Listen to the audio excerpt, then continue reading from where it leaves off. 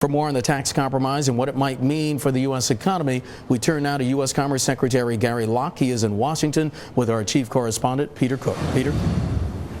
Mark, thanks very much. I am joined by Gary Locke here in our studios. Appreciate the time. We know the president's about to speak, but for the moment, we've got you here, and thanks again. Oh, my pleasure. Let me ask you about the tax issue. I was up on Capitol Hill today. The president's going to try and sell it a little bit more, undoubtedly, at this news conference. There are some Democrats up there, up on the Hill, very upset about this and perhaps ready to oppose it. What's your message to those Democrats? Why should they back this? Well, I know that even the president was not in favor of extending the tax cuts for the very wealthy 2% of Americans, but his number one priority was making sure that working families did not have their tax bill go up starting January 1. Working class, middle class families faced on average an increase of over $3,000 on their tax bill without this extension. And that was the president's number one priority. But he was also able to include other measures like extended unemployment benefits for the millions of people who are still struggling and out of work, as well as tax incentives that will really get our business community hiring again and firing on all cylinders, really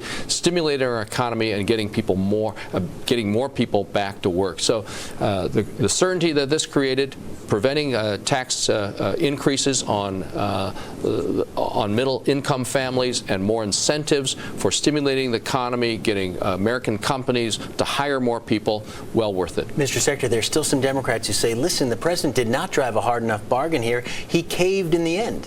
Actually, when you actually see all the other provisions that the president was able to get, tax credits, tax relief for families sending their kids to college,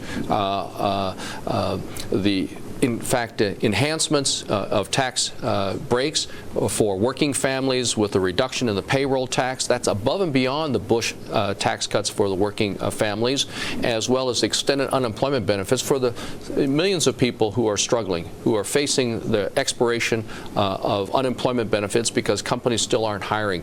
And you add into these tax provisions for small, medium-sized companies, this is really going to be big for not only American families, working middle-class families, but getting our economy going again, and that's the number one priority. Is the administration prepared to say at this point that this legislation, if it becomes law, if this deal becomes law, would in fact reduce the unemployment rate in this country, would indeed lift the U.S. economy?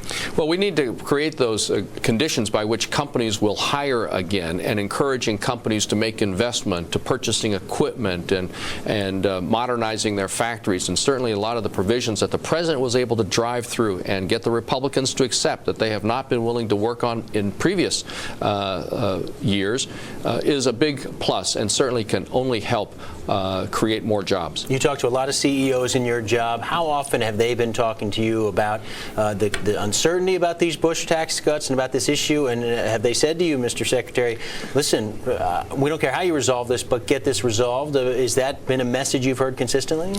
Well, actually, I think a lot of the businesses that I've been talking to and the CEOs have been really talking about how we can help them sell more of their products and services around the world, because the more that they are able to export, the more they produce. The more they produce, the more people they hire to make those products. And our exports have gone up under the President's National Export Initiative, which seeks to double U.S. exports over the next 5 years, supporting millions of new jobs in the process. Exports are up now 18% so far this year over 2009. Manufactured good exports are up 22%.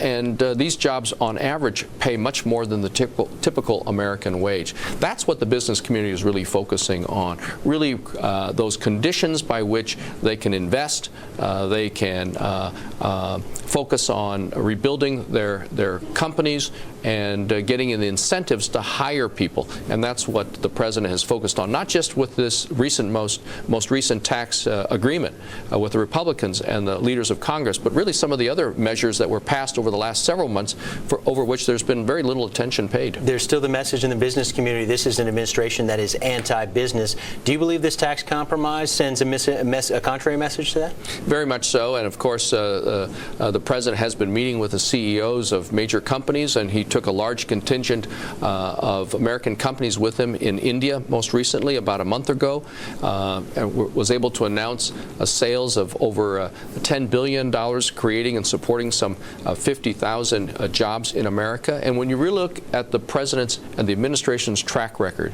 on stabilizing the financial markets, because the banks were about to collapse left and right across America, that would have really hurt American companies, large and small, to focusing on exports.